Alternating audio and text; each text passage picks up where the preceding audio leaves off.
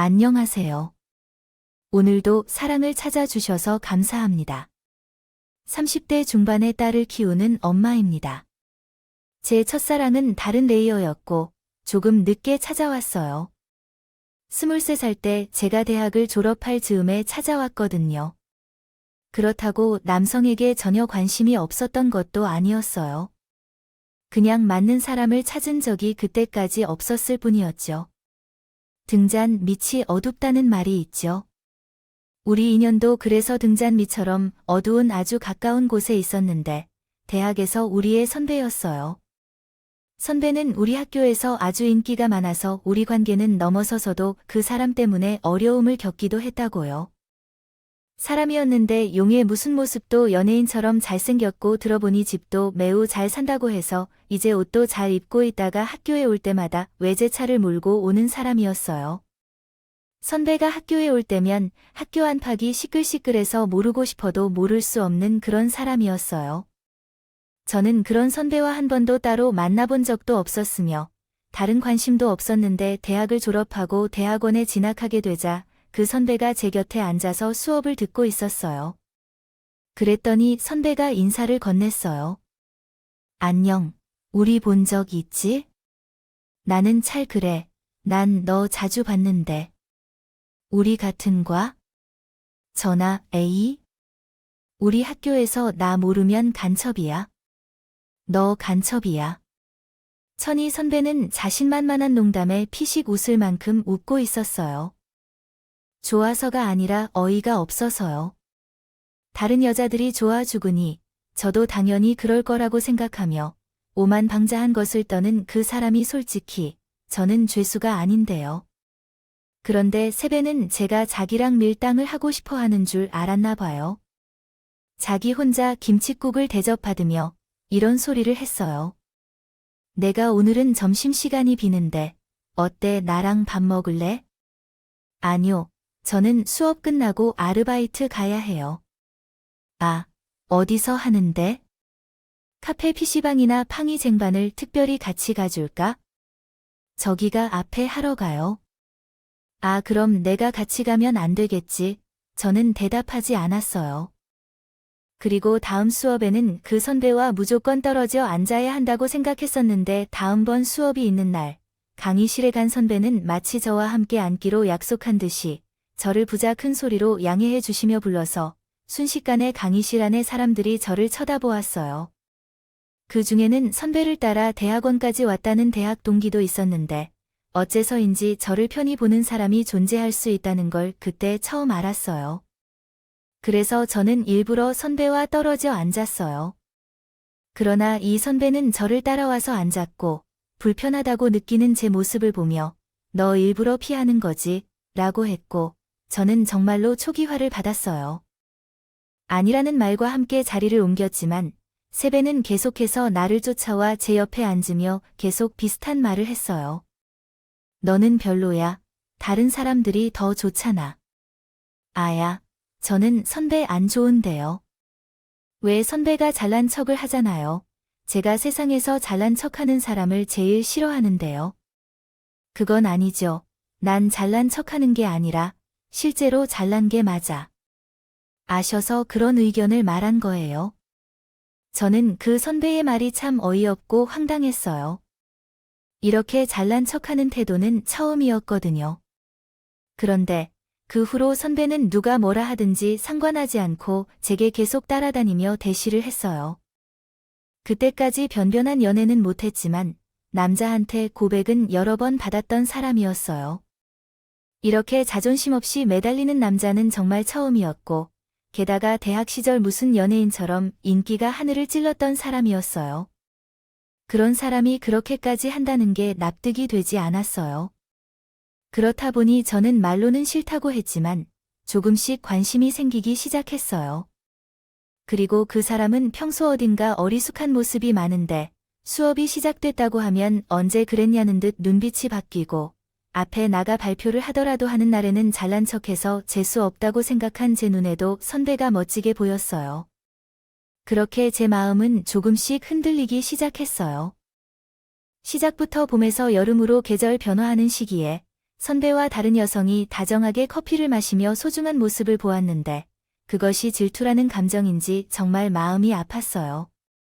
그때 내가 너무 좋다고 모든 것을 따르기로 결정한 적이 있는데 그 후로는 선배에게 냉담하게 대하고 거리를 두게 되었어요. 그냥 선배에게는 확실히 뭔가 노란 것이 없더라고요. 그랬던 어느 날, 날씨가 조금씩 더워져서 친구와 함께 동네에서 치킨 한 마리에 맥주를 마시고 있을 때 모르는 번호로 전화가 왔어요. 처음에 전화를 받을지 말지를 망설이다가 친구가 화장실에 가겠다며 일어서면서 자리를 비워주신 덕분에 전화를 받게 되었어요. 러브, 라고 말이죠. 양해해 주세요. 너 진짜 이런 말 하면 안 돼. 내가 너에게 뭐 잘못했는데 넌 내가 그렇게 싫은 거니? 다른 여자들은 다 좋다는데 너만 왜? 왜? 선배님, 어떻게 하셨어요? 그리고 지금 술을 드신 것 같은데 이렇게 전화하지 마세요. 처 번호 차단할 거니까. 나를 좋아한다고? 진짜 처음으로 좋아하는 감정이 생기는 사람이 너라니까? 첫눈에 반해서 대학원까지 쫓아온 거라고? 저는 그 말을 듣는데 정말 영혼이 육체에서 떨어지는 것처럼 멍해졌어요. 그리고 생각했어요. 왜 그렇게 인기도 많으면서 왜 나한텐 그래? 그날 저녁 선배를 만났어요. 술에 취해 어디서 오는지 알 수 없는 희한한 곰 인형을 안고 울고 있는데 그때 웃음이 흘러나왔습니다. 놀랍게도 나는 그 남자의 모습이 싫지 않았어요. 아무리 여러 여자들이 고백하고 시비를 걸었더라도 그를 좋아해버린 내가 나를 놀라게 했어요. 아마도 나는 남자에서는 이런 모습을 보는 일이 드물 것이라 생각했나 봐요. 위대한 치아 그의 모습에 빠져서 나는 상상만 해왔던 첫사랑을 시작했어요. 다행히 대학원이라고 해서 선배와 사귀는 것에 대한 소란은 없었어요. 그의 행로를 따라 대학원에 들어온 내 동기들은 나를 자기 남자친구로 뺏너 그런 모양 같아요. 저에게 12세와 비슷한 남자가 접근했지만 그때마다 대수롭지 않게 무시했어요. 그러더니 야, 너 지은 선배가 좀 좋아해준다 고 하며 아주 자신있게 말했다. 좋아해준다고 지금이 뭐 조선시대냐? 그리고 유치하게 좀 굴지마. 기가 막혀. 정말. 야, 너 착각하지 마. 선배는 그냥 너랑 잠깐 노는 거야. 내가 선배란 급이라고만 생각하지 마. 그 얘길 지금 모래에 썰치는데 지훈 선배가 잘 사는 이유는 인물이 좋기 때문이야. 좋아한다고 하는 건 아니야. 저는 화가 났어요. 이젠 좋아한다고 부정할 수 없게 되었지만 제가 선배를 좋아하게 된 것은 그런 배경에 있었고 순수하게 그 사람에게 끌렸으며 이유는 뭔지 어쨌든 대학원에 와서 공부하고 미래에 최선을 다하는 그 모습이 좋았던 건데요. 저는 동기들과 같은 전공을 하는 대학 동기들에게 화가 났어요. 그런데 혜주 여기 계셨어요. 뭐야, 너희들까지 내 화를 자초하는 건가? 라고 말하며 선배에 대해 심각해지라고 말한 친구는 정말 선배와 어울리기 아깝다고 했어요.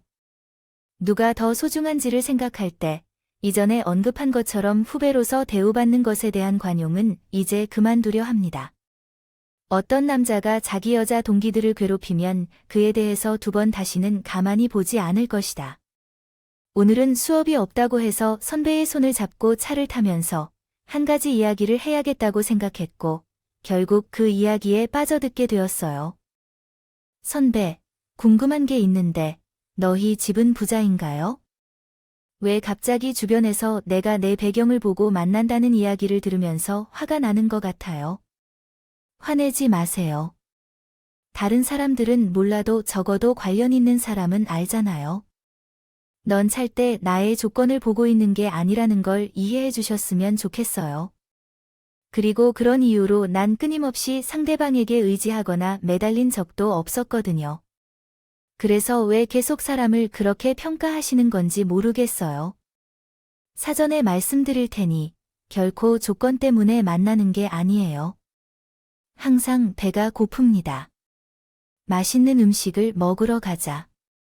내가 알려줄 수 있는 가게가 있어요. 제가 그 선배와 연애를 하면서 무조건 데이트 비용을 반씩 나눠 가겠다고 생각했어요.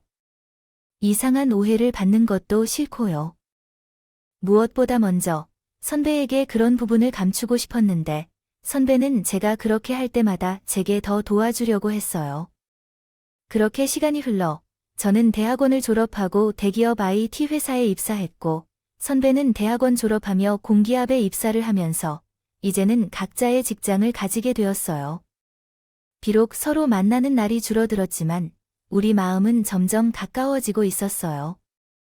첫사랑은 이루어지지 않는다고 하지만 그런 말은 제게 해당되지 않는 것 같았고 주변 사람들은 남자친구가 집안도 좋고 직업도 좋으며 외모까지 훌륭한데 로또를 당첨한 것과 무엇이 다르냐고 했어요. 부러워하려고 했는데요. 그때쯤 되니 저도 그런 시선을 별로 신경 쓰지 않게 느껴졌어요. 그런 식으로 우리의 만남은 4년이 지나갔고 우리 집에서는 조금씩 결혼에 대한 기대를 품기 시작했어요. 그리고 저 또한 결혼을 한다면 당연히 이 사람과 해야 한다고 생각했기에 자존심 상말을 먼저 꺼내지는 않았지만 결혼에 대한 생각을 많이 드러냈어요. 그렇게 추운 겨울이 다가왔고 남자친구는 저에게 아름다운 반지를 건네며 프러포즈를 했어요. 저는 만난 지 오래된 친구이기도 하고 또 프러포즈를 기다리거나 끼에 기다릴 것도 없이 좋아 라고 대답했어요. 그 후 남자친구가 먼저 우리 집에 인사를 받고 저 또한 그랬고 우리 부모님은 결혼이 두 사람이 함께 시작하는 중요한 일이니 처음부터 시작하라고 말해주셨어요. 욕심을 내지 말고 두 사람이 가진 능력 안에서 시작하는 것이 옳다고 생각하는 주의라 남자친구에게도 같은 말씀을 하셨어요. 서운해할 수도 있는데 나는 크게 동의하는 해. 남자는 집, 여자는 혼자 그런 것들 말고 함께 살 집도 마련하고 필요한 물건도 준비하면서 시작해봐. 그렇게 살다가 어려운 날이 있으면 내가 3번을 도와줄 장인이 돼 주겠네. 나는 내 딸을 잘 부탁한다. 는 말보다 내가 내 딸이 행복하게 살았으면 좋겠어. 걱정하지 마세요. 저는 벌써부터 혜주란 결혼 생각에 행복합니다. 나는 그래도 혜주 엄마지만 우리 박가창반처럼은 못하겠고 우리 해주세요. 잘 부탁해요. 다른 것은 모르겠지만 많이 아끼어 주었으면 좋겠어. 세상이 변했다고 하지만 여자는 남자에게 사랑을 받아야 행복하다고 생각하니까. 엄마, 요즘 왜 그런 말씀을 하시는 거죠? 그게 너의 삶에서 얼마나 중요한지요? 장모님, 그런 걱정은 전혀 안 하셔도 돼요. 제가 더욱 무안해져서 없어질까 봐 무서울 지경인데요. 우리 엄마도 남자친구의 그 말에 안심이 되셨는지 꽤 오래 우셨어요. 그리고 그 뒤로도 분위기가 정말 좋았는데 문제는 제게도 남자친구 집에 인사를 가야 한다는 부담감이 커지고 있어요. 그리고 이윽고 그 날이 왔는데 남자친구의 집은 제가 생각한 것보다부터 시작하여 여러 문제가 있었습니다. 훨씬 더 넓고 좋은 곳이었어요. 그리고 집 안으로 들어가니 어떤 아주머니가 나오셔서 저와 남자친구에게 인사를 하고 저가 산 물건을 받아가시는데 기분이 참 묘했어요. 사실 저는 그분이 남자친구의 어머니인 줄 알고 인사를 할 때 멈칫했었어요. 여사님, 우리 부모님이 오셨어요. 사장님이 읽는다고 하시고 사모님은 아까부터 기다리고 계셔요. 들어오세요. 식사 준비는 다 되었습니다. 저는 반쯤 숙인 머리를 들고 집 안으로 들어갔어요. 그러자 딱 봐도 끌어안을 듯 스러워 보이는 엄청 센 여자분이 방에서 나오셨는데 직감적으로 예비 시어머니라는 생각이 들었어요. 알 수 있었어요. 엄마, 우리 왔어요. 그래, 결국 집에까지 데리고 왔구나. 아줌마, 우리 밥 먹고 차나 한 잔씩 주세요. 내일 사문님 이름이 뭐라고 했더라? 양 뭐라고 했는데? 양 해줍니다. 인사가 늦었어요. 아니에요. 나 뭐 인사까지 받게 될 줄 몰랐으니까 좀 만나다 헤어질 줄 알았지. 네, 엄마, 우리 얘기 다 끝났잖아요. 그래서 데리고 아주 된다고 하셔서 놓고 그래. 또 하고는 통이 안 된다고 하셨으니까 데리고 오라고 했지. 그쪽 집에서는 결혼은 욕심 부리지 말고 둘이 알아서 하라고 했다고. 내가 진짜 그 소리를 듣자 혈압이 오르고 있어서 지금도 내려가질 않아요. 이대 청약 당첨이 얼마나 힘들기에 그런 말씀을 하시는 건가요? 저는 억울해서 당황하고 화가 나서 무슨 말을 못했어요. 세금 생각해도 그때 왜 바로 말을 못했나 생각하면 잠이 오질 않을 정도인데요. 그때는 초면이고 너무 당황스러운 일이어서 곧바로 말을 쏘아붙이지 못했고, 남자친구는 중간에서 난찮은 얼굴로 이러지도 저러지도 못한데 그 사이에서 예비 시어머니는 자신의 말을 계속 이어가셨어요. 나는 그런 결론을 받아들일 수 없어요.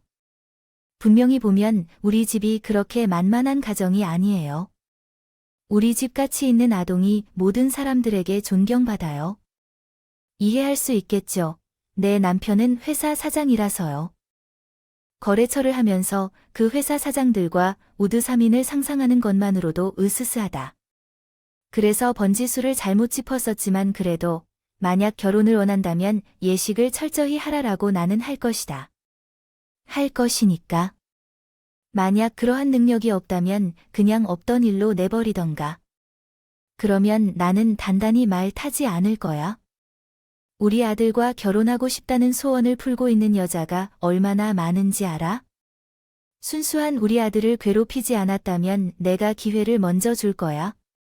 그때 다행히 제 정신이 돌아왔어요. 그리고 머리가 차갑게 닿았다 싶더니 아니다 싶었다고요. 그래서 이때부터 대화가 매우 민감하십니다. 그래서 조심스럽게 대해주세요. 저는 아들님을 괴롭히지 않습니다.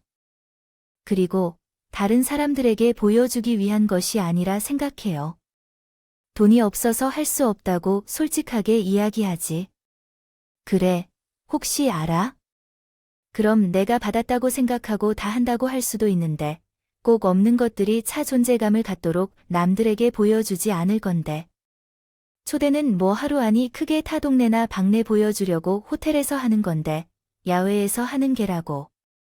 이래서 집안끼리 차이가 나면 골치 아프겠는데 아무래도 꼭 자랑하겠니? 그리고 채원이도 있는데 엄마. 제가 잘못한 건 없는 것 같네요.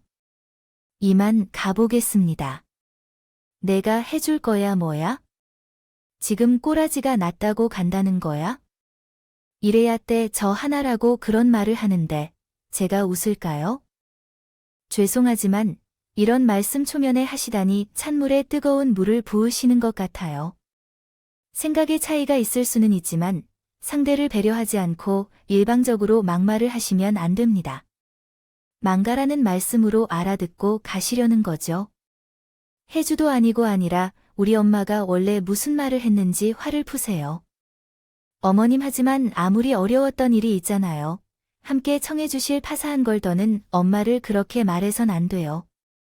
막말로 우리에게 자식이라도 하는데 당신 아버지 제 산후가 다 물려받게 될 거예요. 전에 그날 결국 밥은커녕 차도 마시지 못하고 남자친구 집을 나왔어요. 그리고 당장이라도 쫓아와 뭘 어떻게 변명할 줄 알았던 남자친구는 결국 나오지 않았어요. 제가 집에 가는 길 내내 마음이 참 상했어요. 이상하게 남자친구에게 처음으로 실망했습니다. 집에 도착하자마자 내가 인사를 드리러 간다는 것을 알았을 때 부모님은 웃으시며 궁금해하는 표정을 지었어요. 원래도 속마음을 표현하는 것이 어려운 성격이므로 제가 이야기하고 싶다는 말을 못하고 제 방으로 들어왔습니다. 아마도 우리 부모님은 무슨 일이 있었는지 이미 아실 것이고 여기까지 온다면 사실상 결혼이 취소되었음을 이해할 것으로 생각했기 때문에 다른 부정적인 언행을 보이지 않았습니다. 그러더니 얼마 후에 남자친구가 전화를 해오더군요. 매우 화가 났는데 아까는 제가 우리 엄마 대신 사과해야 했다고 했어요. 할 말이 있어. 너도 보듯이 우리 엄마가 욕심이 많아. 그래서 미리 해놓았는데 이렇게 될 줄은 정말 몰랐어. 그리고 혜주도 가고 나도 그렇고 아버지도 엄마한테 많은 말을 했어. 다행히 우리 아버지는 엄마처럼 남들의 시선을 의식하지 않는 분이라서 오히려 그런 생각을 한다니 너무 좋다고 했어. 다음에는 꼭 만나자고 하셨는데 미안한데 아무리 생각해도 이건 아닌 것 같아. 오빠가 좋아하지만 이런 일들을 모른 척할 수 없어. 결혼한다면 시어머니가 될 텐데 이건 진짜 서로에게 아니야. 해줘야 해. 내가 왜 아까 도안 쫓아간 줄 알아? 너무 좋으면서도 난 너만 좋다. 집을 나갈 수도 있어. 우리 엄마도 안 보고 살 수 있다고. 제발 그런 소리 하지 마. 내가 앞으로 평생 잘할 거야. 장문의 말처럼 내가 진짜 잘할 거야. 전에는 머릿속으로는 아니라는 결론을 내렸지만 쓰면서 쉽게 그 사람을 밀어내지 못했어요. 첫사랑 때문인 건지 아니면 제가 생각한 것보다 더 남자친구를 사랑했던 건지 전에는 결국 남자친구를 믿기로 했어요. 그러면서 내 남자친구의 아버지는 어머니와 다르다는 그 말이 진실일 것 같다는 바람으로 불면증으로 잠들지 못하는 엄마에게 슬쩍 오늘 있었던 이야기를 대충 했는데요. 척하면 척이라고 말하며 우리 엄마는 자세한 이야기를 하지 않았음에도 모든 것을 아는 얼굴이었어요. 내가 걱정을 하긴 했다. 그쪽 집이 그렇게 잘 사는 것 보기에 그렇더라고. 그럼 그쪽 집에서 하는 대로 하자. 막말로 우리가 뭐 한 번에 끝까지 못하겠어. 네 아버지는 능력 있고 엄마도 있는데 우리 딸이 기죽지 않도록 살아야 해. 근데 엄마 미안해. 뭐가 괜히 아무것도 겪어도 되는 일을 내가 만든 것 같아서 크게 마음이 아파. 그리고 사람이 다른 사람을 좋아하는데 다른 것은 중요하지 않아. 그렇게 엄마는 아빠가 뭘 한다고 하셨든 무조건 예비 시작부터 해달라는 대로 해주겠다며 제가 그쪽 집에서 원하는 것이 뭔지 정확히 알아와 달라고 말하셨다. 하셨어요. 솔직히 말씀드리면 9번 틀면 우수로 인정되고 말입니다. 하셨던 말은 하지 않았어요. 우리 집도 그런 측면이 있어서 여유로운 편이 아니었어요. 아버지는 6급 공무원이시고 어머니는 상당한 규모의 유치원에서 교감 선생님이셨거든요. 그래서 경제적인 부분에 크게 걱정하지 않고 살아왔던 제가 대기업에 다니면서 아무것도 없는 사람으로 취급받는 것이 기분이 나빴어요. 그래서 이대로 물러나는 것이 공평하지 않은 것 같아서 마음이 들었는데 이해는 이 눈에는 눈이라고 생각해보자는 마음을 먹었죠. 그런데 그때 용처 모르는 번호로 전화가 왔어요. 남자친구의 뒷번호랑 같은 게 약간 신기해서요. 느낌이 들었어요. 누구인지 알아? 오늘 나 좀 만나고 싶은데 집에서는 그렇고 주소를 찍어줄 테니 모레 몇 시에 퇴근이지? 퇴근 시간 얘기했는데 그리고 내 번호 알고 남자친구를 통해 알았을 텐데 남자친구에게 전화를 했고 남자친구 엄마가 너한테 밥을 사주고 싶다고 하셨대. 아마 지난번 일도 있고 해서 해소하고 싶은 건가 봐. 오늘은 걱정하지 말고 가서 맛있는 거 먹고 와. 우리 엄마는 직설적으로 얘기해도 마음은 그래서 괜히 말주나 그런 게 신경 쓰지 마 알겠지? 남자친구에게 알겠다고 했어요. 하지만 한 번 하면 되는 거라 생각해서 무엇을 두 번은 당할 수 없다고 생각해요. 이야기하려는 게 오늘은 그때와는 달라졌다고 단호한 마음을 가졌다. 어머니가 찍어주신 곳으로 퇴근 후 차를 운전하여 갔다. 도착한 곳은 유명한 고깃집이었는데 저녁 시간이라 그런지 넓은 주차장에 차가 꽉 차 있어서 걱정했지만 다행히 발레 슬립을 해주는 직원이 있어서 차를 맡기고 예비 시어머니를 만나러 식당 안으로 들어갔다. 그렇게 두 번째로 만나게 된 그의 어머니를 보니 그때의 첫인상과 다를 바 없이 삐딱거리는 얼굴로 저를 기다리고 계셨다. 제가 자리에 앉자 이번에도 무시하는 태도로 말씀하셨다. 너는 여기와 봤니에 내가 혹시 모르는 것을 알아서 조사해 놓은 것이지. 어차피 뭐가 뭔지도 모를 텐데 물어보고 그것에 대해 생각해 보고 싶어서 먹자고 제의했다. 나는 이번에도 거슬리는 그의 어머니 때문에 속이 부글부글 끓기 시작했어. 그래서 대충 가까이 있는 음식만 조금 먹었지만 그의 어머니는 그것이 마음에 들지 않았는지 제게 쏘아붙이듯이 말을 하셨어. 음식을 너무 먹는 것은 북등망각에 해당하는 거니? 왜 못 먹어본 음식을 돌아서 거부하냐고 어머니가 낯설어하여 꾸짖으셨지. 어머니는 저 역시 와봤었고 그때도 말씀드렸지만 무리하게 그 시즌 말아주셨으면 좋겠다고 했는데 어려울까? 왜 이제야 누굴 가르치려 들고 있는지 내가 지금 다른 고민을 하려 하고 있는데. 정석채 안 찰 것이다. 내가 키우는 내 아들에게 너와 가치 없이 사는 아이에게 주려고 중지해온 것이 아닌데 억울하고 화가 나서 그런 것이다. 살아온 정성으로 저는 아버지와 어머니가 키워주셨고, 이런 말씀이 어떻게 받아들여질지 모르겠지만, 사실 그렇지 않았습니다. 아버지는 여전히 건강하셨고, 어머니는 유치원에서 교사로 일하고 계십니다. 제가 아쉬워할 만한 부분은 없이 살아왔습니다. 그래서 내가 그러면 또한 너에게 이렇게 하는 이유가 더 많지 않은데 잘못 알아차린 것에 대해 미안하다. 그렇게 예상했었을 것으로 생각했어. 나는 공무원이고 블랙이거나 학교나 유치원에서 가르친 교사가 아니야. 어디서 명함을 내밀어 너는 진짜로 우리 집에 들어올 수 있는지 모르고 있는 것이다. 잘 이해가 되지 않는데 혹시 우리나라 사람들이 다 알만한 대격집인 걸 말씀하시는 건가요? 저는 그것에 대해 잘 몰라서요. 그동안 저가 만난 사람들은 대부분 재벌 2세나 3세 같은 사람들이었거든요. 그때였어요. 제가 직접 눈으로 상에 뒤집히는 것을 목격했고 어떤 방법으로 그런 힘이 솟아나는 건지를 알 수 없어서 현재의 시간이 지나면서 상황은 전혀 엉망이 되었어요. 그리고 그의 어머니는 또 화를 참지 못하고 저에게 숟가락을 던지셨는데 중간에 딱 한 가지 생각만 하게 되었어요. 아, 제가 제대로 미쳤구나. 정말 그의 어머니는 정상이 아닌 것 같네요. 저를 무섭게 노려보고 거친 숨과 함께 큰 소리를 치는 데에 귀가 떨어질 것 같았어요. 야, 댁 옆집 아니냐고? 너 지금 나하고 해보자는 거야 뭐야? 그래서 뭐, 공부를 한 나부랭이란 급이 맞다는 거야? 어디서 쥐꿀이 많은 월급이나 받아먹는 주제에 입을 올려. 전에 단단히 이상을 넣은 그의 어머니와 더는 함께 있고 싶지 않았어요. 또한 어떤 말로 싸우고 싶지도 않았고요. 그럴 가치를 더 이상 느끼지 못했다는 게 더 정확한 표현일 것 같네요.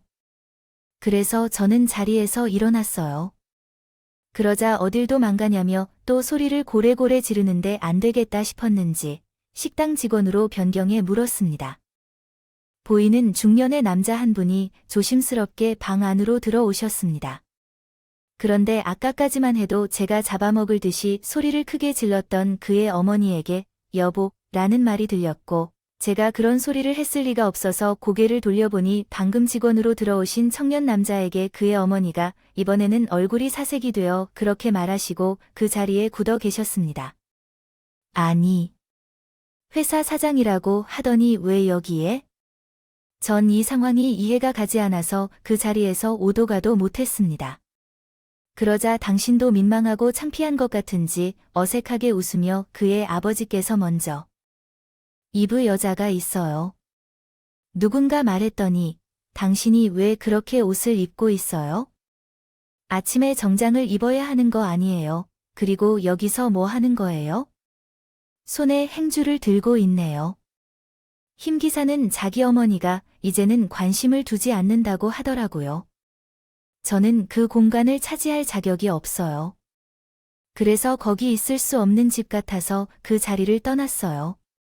그리고 남자친구에게 얘기해야 할까 말아야 할까 고민이 되었고 분명 남자친구도 어머니처럼 이해하지 못할 것 같은데 괜히 내 얘기를 들어서 자존심 상할까 봐 말하지 않기로 했어요. 그런데 그동안 몇 일이 지났을까요? 오랫동안 연락이 끊겼던 남자친구가 제게 만나자고 연락을 해왔습니다. 한눈에 그 얼굴은 비교도 되지 않을 정도로 지쳐 보였어요. 괜찮아. 얼굴이 상했다. 바빠서 그랬겠죠. 너도 대충 짐작은 가지고 있을 테니까 남자친구는 해탈한 표정으로 말을 이었습니다. 그렇게 말하는데 드라마도 이런 상황이 있나 싶었어요. 우리 엄마께서 보면서 이해하겠죠. 우리 집이 사업을 한다는 것에 자부심이 크시군요. 아버지는 항상 그것을 부담스러워 하셨는데 엄마는 옆에서 계속 아버지에게 사업을 더 키워야 한다고 부추기셨어요. 집도 남들이 보기에 예쁘게 보이면 투자하겠다고 했다면서 무리한 국어 구하다. 우리 집에서 일하는 분들도 다 엄마가 60살 내외이신 거예요. 아버지는 도저히 감당이 안 되는데 엄마는 계속 발도하시고 있어서 사업이 망하고 있지만 말을 하지 못하셨었어. 그래서 거기에서 일하신 거예요. 집에서는 회사에 출근하시는 줄 알았는데 거기서 일하신 거네요. 그래서 요즘 계속 늦게 들어왔던 건 어째서인지 아버님이 많이 고생하셨겠어요. 하지만 꼭 나쁜 일만 있는 건 아니에요. 우리 자기 뜻대로 결혼할 수 있을 것 같아요. 그게 무슨 말인가요? 장인어른이 말씀하셨잖아요.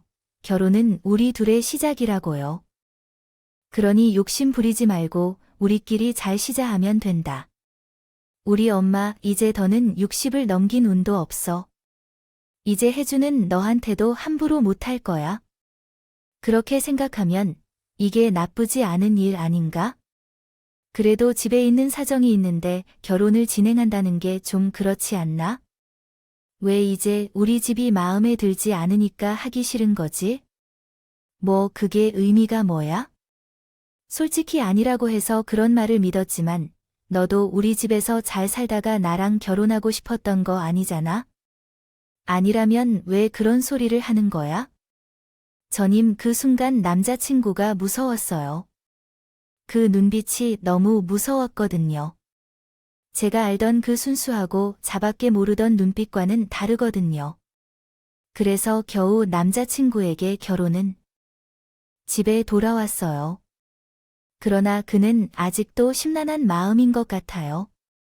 결혼을 원하지 않지만 상황상 지금 이 시점에서 남자친구와 헤어지자는 말을 할 수 없었어요. 그래서 잠시 동안 헤어지자는 말 대신 혼자 마음을 정리하고 있었어요. 어느 날 그의 어머니로부터 만나자는 연락을 받았어요. 잘난 척을 할 수 없겠지만 그의 어머니를 만나기 위해 당신은 가고 싶었고 그녀는 이전과는 다르게 좀 꺾인 모습이었어요. 그래도 자존심을 지키고 싶은 당신에게 말은 별로 하지 않았고 혼잣말로 몇 가지를 말했어요. 예단 리스트로 A4 용지 5장을 받았어요. 설마 이걸 모두 효라고 생각하시는 건가요? 그래, 당신이 그랬잖아. 당신 아버지는 공직에 있고 당신 엄마는 유치원 교감이라며 그 정도 능력이 있다고 큰 소리를 칠 때는 언제고 이제 와서 그러니. 어머니, 쟤도 지을 씨한테 사장 들어서 아는데 이제 그만하세요. 뭐, 당신 지금 나 망했다고 우스운 사람 같아. 그건 어머님 자격지심이고요. 결국 어머님 육신 때문에 그 지경까지 갔으면 어머님도 그때였어요. 그의 어머니는 이번에도 제가 하는 말이 듣기 싫은 치상을 어풀이 여상을 손으로 잡으셔서 꾸러기는 그 모습에 덩달아 상을 잡아버렸어요. 그리고 계속 말했죠. 어머님도 아시잖아요.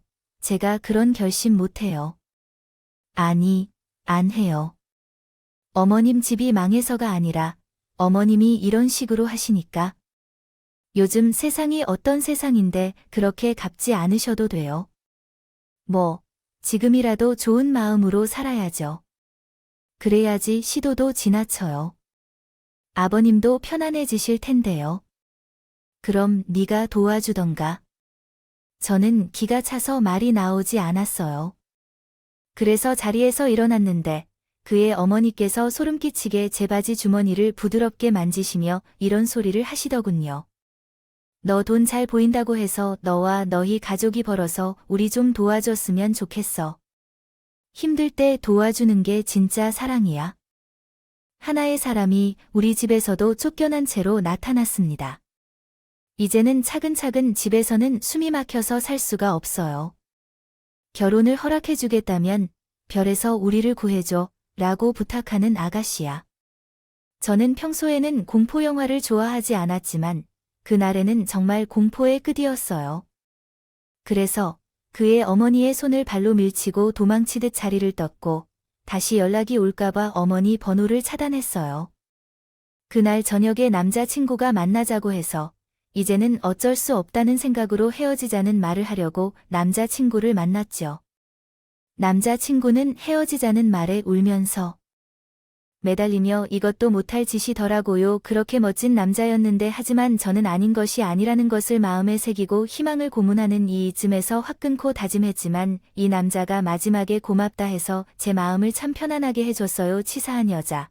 너도 결국 그런 여자였어. 그러면서 아닌 척. 상은 있는 대로 떨어뜨리고 넣어도 마음마저 똑같아 아니야. 우리 엄마는 항상 솔직하게 말하더라고. 응? 엄마가 그러더라고. 내가 정말 나를 사랑한다면 이럴 때일수록 결혼을 더 하자고 했을 거야. 근데 넌 이때 다 싶어서 도망가는 거야. 내가 사람을 너무 잘못 판단했나 봐. 어떻게 생각하든 자유인데 그렇게 생각하면 마음이 좀 더 편안해질 거야. 누가 말하는 바르고 밥상을 엎어버리는 것이 좋다고 하는가. 게다가 그때 너무하지 않게 내게도 숟가락을 던졌어. 이것은 망할 것인가 말 것인가에 대한 문제가 아니에요. 아버님이라는 장소에서 식사를 하러 가서 좀 TV를 보고 올래? 나는 그때 이미 더 이상 아니라고 생각하고 나가려고 했어요. 그럼에도 불구하고 정말 힘들 때까지 얹고 싶지 않아서 참았지만 치사한 년이라고 했더니 다시는 연락하지 말라고, 찾아오지 말라고 했어요. 우리는 그렇게 참 더러운 이별을 했어요. 첫사랑이 성사되지 않아도 괜찮지만 이렇게 슬픈 결말을 맞이하게 돼서 정말 속상했어요. 그러던 중 남자친구는 후보를 바꿔가며 계속해서 연락을 해왔어요. 집과 회사를 오갔었어요. 그러다가 곤란한 상황에 놓였을 때 도와주던 회사 상사가 있었어요. 그 상사 덕분에 여러 차례 어려움에서 벗어날 수 있었죠. 그러다가 3개월 정도 지나자 남자친구가 나타나지 않았고 연락도 없었어요. 그래서 안도감과 함께 첫사랑과의 결혼도 생각했었던 사람과의 추악한 마침에 내가 효율증을 느끼기 시작했어요. 그래서 회사를 그만두고 조금 쉴까 고민하고 있었어요. 그때도 회사 상사만이 나를 붙잡고 있었어요. 1년이 지난 후 그 상사가 나만 좋아하고 있었다는 말을 어렵게 전해왔어요. 지난 사건들로 마음을 거부하게 되었지만요. 그 사람은 3년 동안 내 곁에서 기다려주며 힘들 때면 어디에서나 나타나 도와주고 부담을 느끼면 한 발짝 물러서서 내게 주는 것이 참으로 미안하고 감사했어요. 그 사람은 지금의 나의 남편이에요. 남편은 내 모든 과거를 알고 있고 내 잘못이 아니라고 늘 지지해주며 내 삶과 일에 항상 긍정적인 영향을 주려고 애쓰는데 이런 그의 마음을 계속 외면하는 것도 참 어려웠어요. 조심스럽게 사내 연애를 시작한 후 1년 만에 결혼했어요. 우리 아버지가 말씀하신 대로 우리 둘의 임무로 처음부터 끝까지 준비했답니다. 엄마가 원하던 대로 남편과의 결혼이 5년이 넘었음에도 불구하고 남편은 여전히 나를 아끼며 대해주는 점 때문에 최근 들어 진짜로 결혼해야 할 인연은 다른 곳에 있다고 느끼고 있습니다. 얼마 전에 어느 대학 동기이자 대학원 동기인 한 분을 우연히 만났는데 그분은 저에게 시기를 불어넣으며 질투를 표현하다가 이제는 나 자신의 삶에서 번져 나가고 있는 그들의 소식을 들었습니다. 결국 그분은 아버지의 회사의 부도와 함께 모를 만큼 큰 빚 문제로 인해 살아갈 길이 어떻게 될지 알 수 없을 정도의 빚에 매몰되어 회사에서 떠나게 됐으며 이후에는 마치 빚더미에 묻혀 앉은 채로 도망가듯이 시골 변두리 같은 곳으로 떠나 버렸다고 합니다. 그 사람이 빚 때문에 사내보다 다니던 회사를 떠나야 했다는 것을 알게 돼서 그땐 그 사람의 소식도 몰랐다면 더 좋았을 텐데 하고 생각했습니다. 또한 우리 사랑스러운 딸을 보며 만약 그때 그 사람과 헤어졌으면 좋았을까 하는 생각이 듭니다. 못했지만 결혼했다면 어떻게 되었을까 생각해봤는데 정말 상상조차 하기 싫었어요. 지금 제가 누리고 있는 이 행복이 얼마나 소중한지 절실히 느껴졌어요. 행복은 상대적이고 변하는 것이라서 언젠가는 우리 딸도 자라서 첫사랑을 하는 날이 올 텐데 우리 딸의 첫사랑이 아름다웠으면 하는 바람이에요. 지금까지 제 이야기를 들어주셔서 감사합니다. 마음과 몸 모두 따뜻한 겨울이 되시길 진심으로 바라요. 여러분들의 응원과 현명한 조언이 필요합니다. 좋아요와 구독은 저에게 큰 힘이 됩니다. 그렇습니다. 오늘도 좋은 일 가득하시길 바랍니다.